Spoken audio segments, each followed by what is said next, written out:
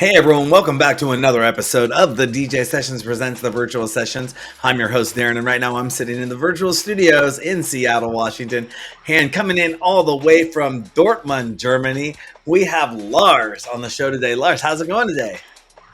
Hi, hello. Hi from Germany. Yeah, I'm good. Yeah. Nice. Thank you for being here. I know we had a little bit of a couple reschedules here, but super excited to get you on the show because there's been some new information that you've had come up since the booking of the interview. And I want to get right into that and start talking about that because you were recently at one of my destination spots for next year. Just recently, you were in Ibiza, and you were there. And can you tell us, what you were doing there in Ibiza and how you missed those awesome storms that are coming through right now? Or did you get a Yeah, little I part of missed. that? Yeah, I missed them. I just read in the newspaper about the rainstorm that was happening. I think on Monday or something. But I came Yeah. back last week, so I was there for 1 week, and I did a radio show on Ibiza Sonica Radio. To promote the new single and the launch of the label. And after that, I played a sunset gig at the really, really nice spot. It's called Six Senses. It's one of the most expensive spots on the whole island. It's a retreat in the north. So and I played there like that sunset set in that bay. So that was kind of nice. Yeah. Yeah, I can't wait to make it over there. Our plan is to be over in Europe a lot more, in the EU a lot more Mhm. next year. Being stationed out of Berlin, actually, working with a partnership there. I can't announce who it's with yet, but if you go back and look at what we were doing last year Yeah. in August with Rave the Planet, you kind of get an idea of who we're talking about and working with over there in Berlin, but then using it as a launch point to go up to ADE, IMS, Yeah. Sonar, and also be back for Rave the Planet again. Super excited. Had a great time there in Berlin for that. I'm sure you've experienced that before. Cool. It's an awesome time. I'd never been to something like that in my life with 350,000 plus people. That was just blew me away. Yeah, it's crazy. Yeah. It was We awesome. had that. Go Yeah, ahead. we had that love parade. That former big rave. Just in Berlin that took over like for I don't know like 20 years or something. And there were like 1 million people. On the streets in Berlin. With the trucks, and so that was crazy at that time. Yeah. Absolutely. I'm looking forward to being there again next year. I'll probably connect with you while we're there as well. But hey, enough about what I do and what I'm planning to do. Let's talk about your plans and what you're up to. Yeah. If people don't know about you, and I always treat it that way when I first interview a guest on the show, and we're going to get to know you a little bit, but you can describe your music that you play or that you produce in 3 words. How would you describe it? In 3 words, I think it's house music, but it's influenced with a lot of soul, soulful vocals, maybe, and some deep house, and it fits to certain feelings. It's just like emotional, maybe. That's maybe that kind of, that these are my 3 words, maybe, to describe it like that. Hmm. And while you were in Ibiza, you actually ended up, that was kind of a release party for one of your Yeah, latest tracks. You had a singer by the name of Obi Frankie Obi on that Frankie, track. yeah, from Tell us a little bit about that release that was you had the party on the was the party on the 18th of September and then the release is on the 19th, or was that vice versa? yeah, right, yeah. Yeah, I just came to the island on the 17th, and I played the radio show on the 17th. Then I had the lounge party on the 18th, and the single release was on the 19th. So I had these 3 days to promote and to celebrate the launch of the label and the release of the single. So I was there, and and just a meeting with friends, and had good food and a couple of wines. So, and like the good time. And I saw that in the notes you had released that at Cafe Del Mar. Is that correct? No, we just scheduled the launch party at Café Del Mar, like 3 months before, but we had to reschedule it, and then we went to the Six Senses, which was the better idea for me, I guess, because it was more intimate, and yeah, it's a fantastic spot, just up in the north of the island. So you have to check it out. It's crazy. So it's crazy. When you say up in the north of the island, for those that aren't familiar with it, I'm not really that familiar with it because I'm gonna become familiar with it here in the future. Yeah. But when you say up north, how far of that is the drive from, say, the main area of Ibiza? The main area, is like the old town, the port and the airport. This is like just based in the south. Where all the clubs are, like Ushuaia, like High. This is up in the south. And when you go to the north, it's like, with the car, it's like 35, 40 minutes maybe. Okay. So it's not bad. So not that far. It's a small island, but the north is more calm and super beautiful and relaxing, maybe. So. And when you get to travel to these countries, the foreign countries, to go play, do you take time off to get to explore and get into the culture of things, or and really like immerse yourself? Like touring around looking for the best places to eat and taking the sights and all that? Or is it, I'm there and then I'm home? Yeah, when I got some time, I actually do that. When it comes to the Balearic Islands, it's like Ibiza, Mallorca, and Formentera. I've been there like 25 years now, so I know the spots. But when I go to destinations where I've been the first time, so I try to get the best local beer, the local food spots, and some, or maybe I go to a football match or something like that, if I have the chance. So yeah, I try to connect with people and stuff. Is there one food? I'm a huge foodie. Is there one restaurant you would suggest to go to that's like, when I go to Ibiza, I go there? Yeah, I just recently, my favorite food spot is not on Ibiza. It is on the sister island. It's a small island, where you go by boat, for like 25 minutes, and it's called Formentera. The little island. And there's a spot. It's called Can Pascale. It's based in Escalo, and it's the most best. And it's the best place. Yeah, yes. Nice. And well, now, yeah. Oh, nothing. I was gonna say. And I can recommend another spot on Ibiza, and it's a little village called Santa Gertrudis, and there's a place called La Finca. That was really good as well. Yeah. Nice. Well, enough about travel and food. Let's go back to talking about the music. What gives you the inspiration? You've been doing this for a while now, but originally, people find a passion. They find a reason why they want to make music, why they want to be in this industry. And, what was your guiding principle or guiding inspiration for wanted to get into this industry and make music? Is there something that's still there from the original time when you started this, from the beginning days, that still is there today, or has that changed over time? Yeah, I think, I think the main thing is like to have fun, and when you listen to music, when I started, I tried to grab some vinyls, from my dad, when I was like 12 years old. So and I checked the music, and I listened to records like over and over again, and it gave me like a good feeling, or it gave me something. It touched me. So and that's the main point. And if this still happens, it's then you want to experience more of that, or get going,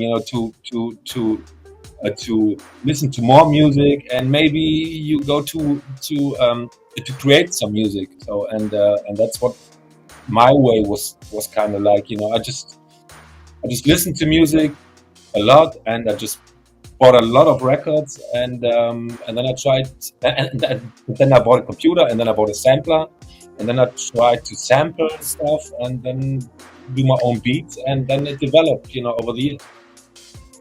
I was just speaking with a group, a duo out of San Francisco recently, and by the name of Late Aster, and they were talking about them doing production on using a Tascam 4-track mixer. I don't know if you remember back in the day, the Tascam.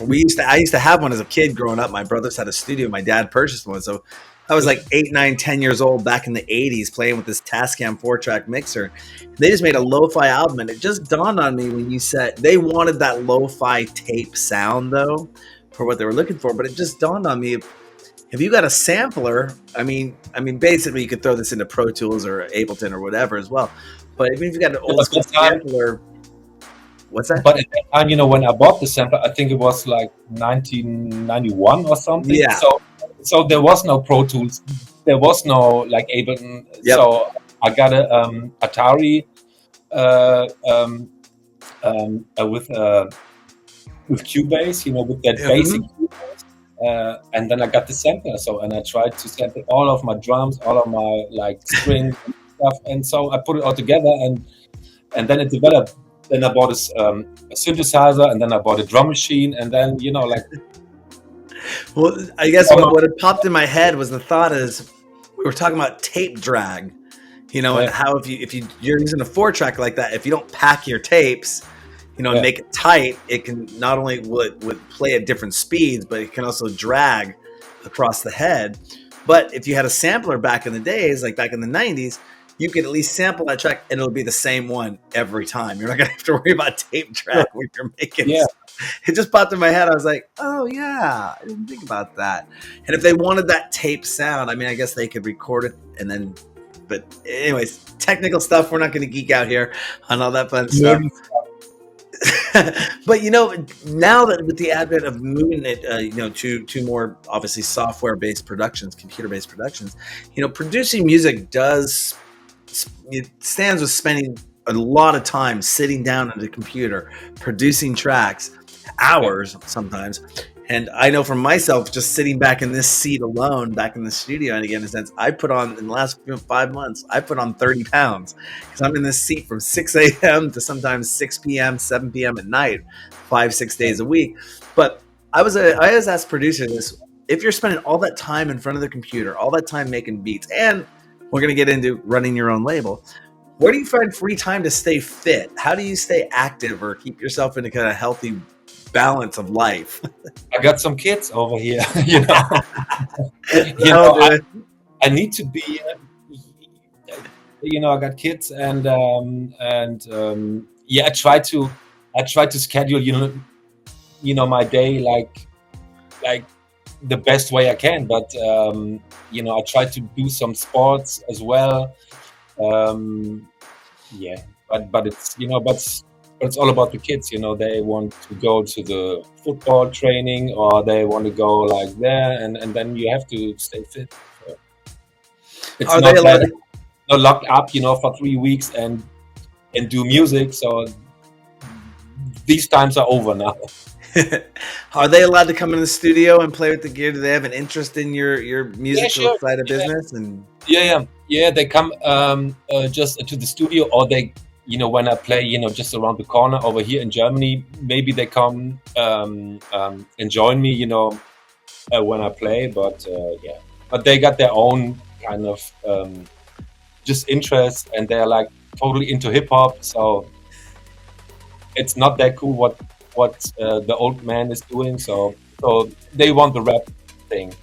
I hear that, but it's okay.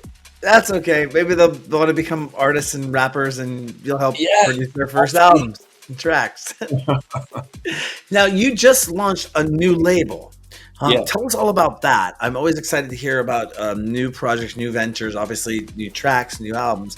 But a new label, that's a pretty big undertaking, because we over here at the DJ Sessions, in a few years back, we're looking at starting our own label. And one of the things that got daunting for me was, what do we release? What do we want to sound like? And as a label, I'm not a producer, I'm not a DJ. So now I'm going to open up the floodgates of, taking tracks in, or or having the artists we work with and producing tracks, and it just became a whole nother company in itself, basically. Yeah, sure. To do all that. And I know Yeah, sure. you just started your own label. Is this going to be a label? First of all, what's the name of the label? The name of the label is VASH Recordings, and it stands for Vibe at Sunset Hour. So it's kind of, the name is not a particularly like specific for one sound. So it's just for that vibe. It could be like a downtempo track, or like a uplifting house track. So it's a, for me, it's all about the vibe. That the music should give you. So and I try to release, first of all, my own stuff, and but some stuff, from friends and from colleagues, just all over the world. So I got some demos now. So and I try to make some plans, for the next year. But the first releases will be tracks of mine, and and I try to build it up, that so that it's got a solid foundation, for the next things to come. I can understand that, because as we were talking a little about it pre-show, we're looking to launch our new music section over here at the DJ sessions, and I want to make sure that we're putting. I don't want to throw everything that gets submitted to us in there. Unfortunately, Yeah. I'd love to take every single thing in there, but you got to kind of pick and choose at what the flavor and flow is. Kind of have some standards in there, before you open up those floodgates and really make sure you're known for having quality releases. Ones that are gonna get out there. What other than your recordings, other than VASH, what are your top 5 record labels that you think are out there that have constantly been releasing good tracks? Do you have 5 that you go to other than VASH? Yeah. I just got only one release, but just on that. I have to say it's Defected, because I'm still working with them, and I had my biggest tracks just on Defected, and they are like good guys, and they do their job well. Then I think the kind of music guys, they're doing like a really good job at the moment, obviously, with their labels. I think, let me check. I'm so bad with the names, but Teardrop is one of my favorite labels. It's from Lovebird. My good friend Manuel too got his own label. It's called Space Repetitions, which is really, really great. And there are tons of labels I like, but to stand out or to make a statement, I have to say Defected, because they are like super big, and they push my career, and they push a lot of careers, of a lot of cool guys. So I have to say Defected. Yeah, that's the second time in less than a week that Defected has come up in my wheelhouse of doing stuff and working with people in that area. Recently just reached out to somebody who used to work with them for a number of years, looking to do some work with them as well. So super excited for that. What is the most important thing, though, that you think labels should be doing for their artists? And are they overall doing a good job with that? Or have you looked and said, hey, I think I could not necessarily do this better? Of course, they might have billions of dollars, millions of dollars behind them and can promote and do all that. But is there something that's like, what's that? That's one big issue, of a label. If they got like billions of dollars, so they can promote your track like in a big way. So that's one point. But I think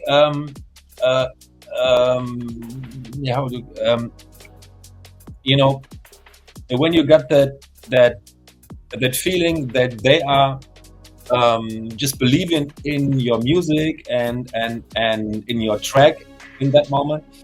So that is the main point. So if they're like, okay, we can do it and we can try, and then we put it out and then we will see. So it's not that kind of good feedback, that you get from a label. But if they are like, man, this is a great record, and we do all our best, to get it out and to get it in the right directions and to the right radio stations and to the right DJs, and that we kind of go that way. I think that is the main point for me, because that gives you like a good feeling and some confidence that they are working and that they're doing their job, because at that point, when you have the track and you gave it to a label, so it's theirs and they have to work it out. So and when you got that feedback and they were like, man, this is cool and we're doing it and we try to do that. So I think that makes sense for me. So, and that gave me always a good feeling, when I just gave the tracks to the label. Yeah, and I mean, this is coming from you. You had millions of downloads online. According to your bio, you've had 70 million plus plays, not downloads. Plays. Are plays and downloads? I mean, downloads, obviously somebody's purchasing it, but a play, I mean, would that be considered? I know that they started years back, started counting YouTube views as listens. And I believe I was going to assume they take Spotify listens as well to help you in those charts. They don't take them. They don't count. Yeah. Oh, I saw you got Spotify, like Amazon, Deezer, Tidal, Apple Music.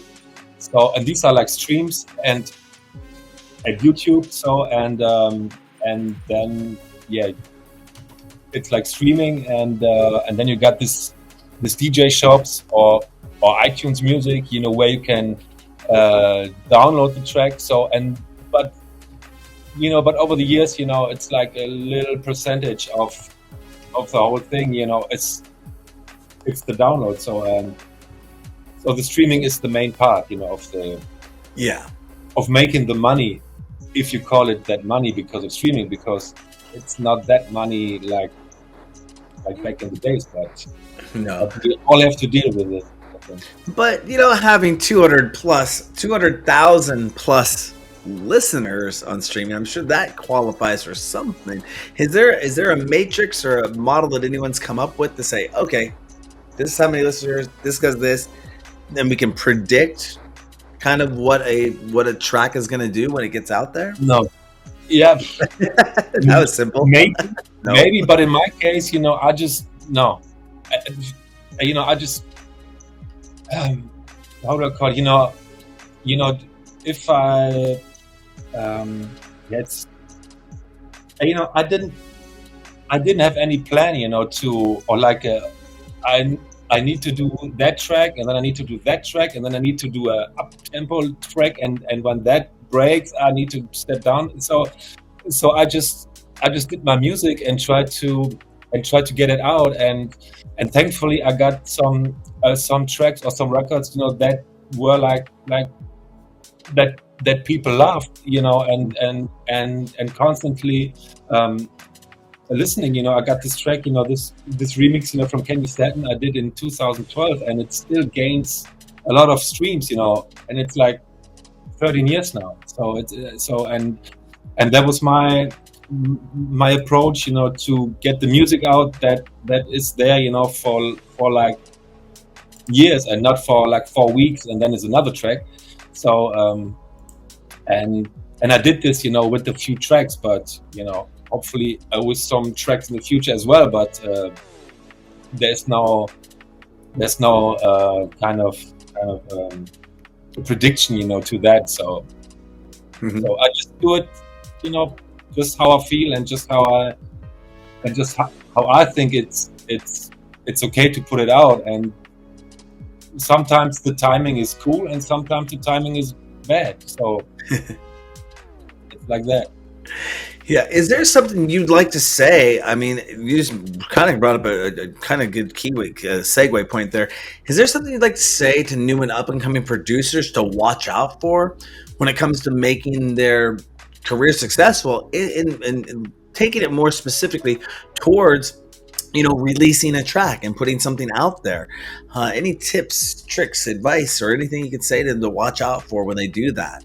I think timing would be a huge one. When is the right time to release something? Yeah. You don't. Yeah. That, I don't know it either. So it's try. Sometimes it's try and error maybe. But a good advice, or that's how I did it, for myself. It's to be confident in your sound and to get it out at some point and to say, okay, now it's finished. That mix is cool, so I put it out. I'm looking for a label, or I try to build an own label. And then to get it out, and if you feel good about the track and you like the track and you like the vibe and it still moves you, get it out. So I think that's the thing, if you're not happy with the mix, or if you're like 80% happy or 90% happy with the mix, don't put it out. So make a mix that you are like 100% happy, and try to let it sink a little bit, and then looking for the right label, for that kind of sound, and keep going. So that's. And if you could suggest, or what, other than your own music, what's an essential track out right now that nobody should miss out on? That's something that you're like, I love this, and I just put this into my recent stuff that you played in Ibiza, or something you're like, wow, this is something that's really hot out right now. Anything that comes to mind? Yeah, I think it's a track from a good friend of mine, Manuel Tour, and he got this release out on Space Repetitions, and there's the B-side, and the track is called Sun Collector. So you have to check it out. Sun Collector, Manuel Tour. This is a pretty good track. So, and I just played it like in every set, since I got it from him, but I think it's out like 2 weeks or something. Hey. So it's really good. Do you prefer playing larger scale festivals or more smaller intimate clubs?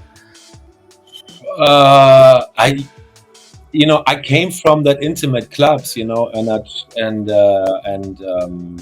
love that. But I played some festivals the last 2 years, and that was fun too. But I played the last festival over here in Dortmund with 5,000 people, and it was like daytime, or from daytime to the nighttime, and I played 4 hours, and that was nice.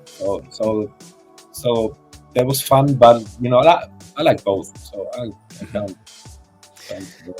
I know there's some DJs out there that definitely will only play. They'll cap it at like 400, 500, maybe 600 people in a club, so they can actually have that kind of experience of being right there in the mix with the crowd, with the attendees, as opposed to playing in front of 10,000, 15, 25,000 people, and they're up here on stage and far removed from what's going on. Screen maybe. Yeah. So it's always interesting to ask that question, see what people's preferences are. If you could host an event without any limitations, you got the Black American Express card, you're not going to have to pay it off, what 5 things would you want to have at that event? I want to book Stevie Wonder as the main act. That's for sure. Oh wow. Wow, this is a crazy question, man. I think it would be like a really, really nice location. Maybe just on the island of Ibiza or Formentera maybe, but I think it should be not that super big. And the DJs have to play like not 1 hour, so they have to play like 4 or 5 hours, that they can tell a story, about their music. So that's what I like, to play like extended sets and to get the people, just on a journey and play everything. Stevie Wonder is the main thing. And I would hire some really, really good chefs and do some good food in there as well, maybe. Yeah. What kind of food is your favorite go-to kind of food? You're talking about foodie over here now. Remember that. So it changes a lot. I came from the island and I was, I really like ceviche at the moment. So I'm really into that. But now it's coming like fall, and I don't know, I really love Italian food. I love Asian food. I love Mexican food. I don't care. Everything. I really like German food as well. But it's, I don't care. If it's good, it's good. Yeah, again, me being the big foodie that I am, I love ceviche is great. I found a recent place here in Seattle. They have like 25 different types of ceviche they make every month. And so you go in and they have the 3 different types that week. And then they'll just choose off the board and they'll go, okay, we're making these 3 this week. And then we're making these 3 this week. You go in and I thought they were going to be like little samplers. Yeah. No, we're talking full bowls. Like it was... I didn't know I was getting that much ceviche. We had to take a bunch of it home. But it was awesome. So yeah, and the different types of, obviously every types of seafood and everything in there was just amazing. I'm a huge ceviche fan. I noticed that Dortmund is not that far away from Amsterdam. Seems like, was just looking on a map there. What, a couple 100 miles? Yeah, it's about 2.5 hours, with the car. So less than that then. So I guess you're a kilometer. So, but on my Google pops up with miles. Yeah. Are you going to be going to ADE this year? Yeah, sure. Awesome. Yeah, sure. I will be there, with some friends, and we stay there from Wednesday to Monday. So we are like the whole extended weekend there in Amsterdam, and meeting some friends and attend to some parties. And and have some meetings over there. Yeah, I love it. I was there in 2022 and 2023. Plan to be back there in 2026. Yeah. I'm going to be possibly at Dreamfields, Mexico this year, next month. So I'm kind of did the travel trip this year, but next year we'll definitely be there at ADE. Looking forward to that with our new partnerships, the companies we work with. Super excited for that.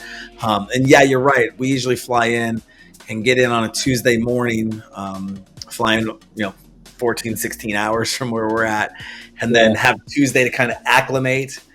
And then Wednesday, it's business, Thursday, business, Friday, business. And then the gear goes away and it's time to go out and see everything. But I love Amsterdam, beautiful city, great times when we've been there. That's cool. So super excited to be going back to that. Do you make it to any other events or festivals around Europe, UK, or things like that? Any suggestions you can give to our viewers and or other producers, DJs, electronic music industry professionals to go to while they're over there? I just played last year. I played the Glitterbox a party at High in Ibiza, and they are doing like parties, just around the globe. It's a sub label from Defected, so I know the people, so really well, and the parties are really, really cool. And so I will attend to that party at ADE, and I think they're doing like a party in Malta next week. So I guess, and I was there last week on Ibiza, and they had like hosts like Louis Vega, Armand van Helden, and kind of that league. So it's always really cool. Yeah, and I can't wait to make it to IMS in Ibiza either. I think that's going to be a really, really fun time. And I've heard Sonar is pretty awesome as well in Barcelona. Yeah. So I'm going to be going all over the place. It's going to be some fun, and definitely back for Rave the Planet. I played Sonar in 2009, I guess. So the last time. So and then I was there like 10, 11. So yeah, Barcelona is one of my favorite places. Just in the whole world. It's I'm for ADE. We're doing a kind of a partnership with Origami Management, and they have a kind of secret sessions party going off that they're going to be recording the sets for us so we can upload. That's an ADE, but talking with Leandro de Salvia, I hope I said that right, please. He's from Milan. He's like, you got to get to Milan. You got to have Italian food. Have real Italian food from Italy is the best. I'm like, obviously I've dropped now probably 4 or 5 times talking about food in this show, and we're not a food show. But definitely getting over to maybe you have to do this little area in your show, the best food in town. I would probably call it the DJ Sessions presents the food sessions. It's probably what I title it anyways. Like, here we are today and we're eating. This is what we're going to do. I just actually found out how to do that with my phone. My studio, my online studio can actually be done remotely on my phone now. So I could actually be anywhere in the world, not have my laptop lighting set up, and just do our whole show right there on location and have everything I'm throwing in, our names and all that fun stuff. Boom, and activate our servers and everything from my phone. So I'm super excited to kind of try that out a little bit when I go on remote now on, so I don't have to carry a lot more setup with me than I normally do, because I got like multicam setups and all that fun stuff. But if it's in a pinch and I need to do something really quickly with somebody, it's like, here we are, we're live, and it's not it's not just an Instagram video or a TikTok video. It's actually nicely produced and done like the way our show is produced. So other than that, is there anything else you'd like to share with our DJ Sessions fans that you'd like to let them know about? It's I think it's I can say I did a rework of that of that famous track Offshore from Chicane. Everybody knows that track. And Armada called me, and the label from Chicane, and they were like, man, are you up to do a rework, like a 2025, a rework of that track in your kind of sound? And I was like, yeah, I can try. And then I did it, and it's already finished, and I hope I get the masters to RDE. And I think the record will be out in November, I guess. So it's this is the newest info I can tell with you people. Yeah, I know how non-disclosures work, and then information works when you can't share everything about it. But awesome, congratulations on that. We'll look forward to hearing that when it comes out.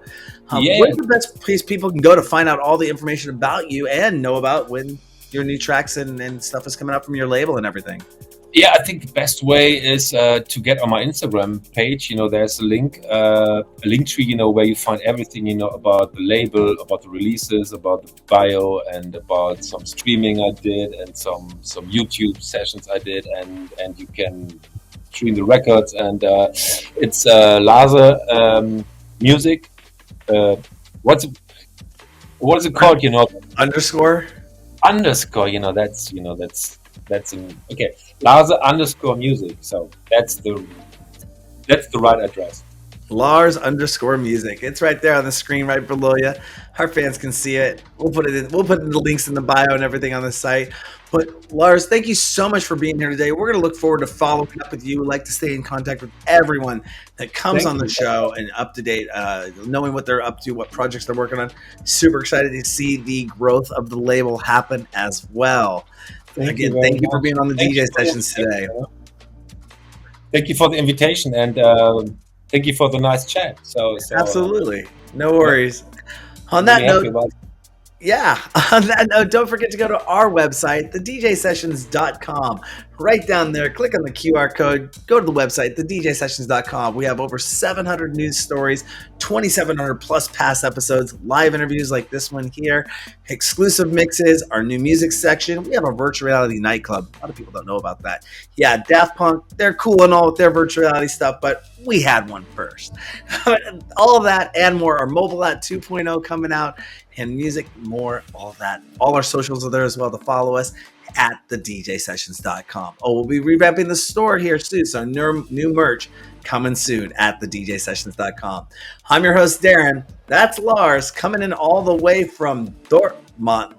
Dortmund, yeah. I said it right? Dortmund, Germany, for the DJ Sessions. And remember, on the DJ Sessions, the music never stops.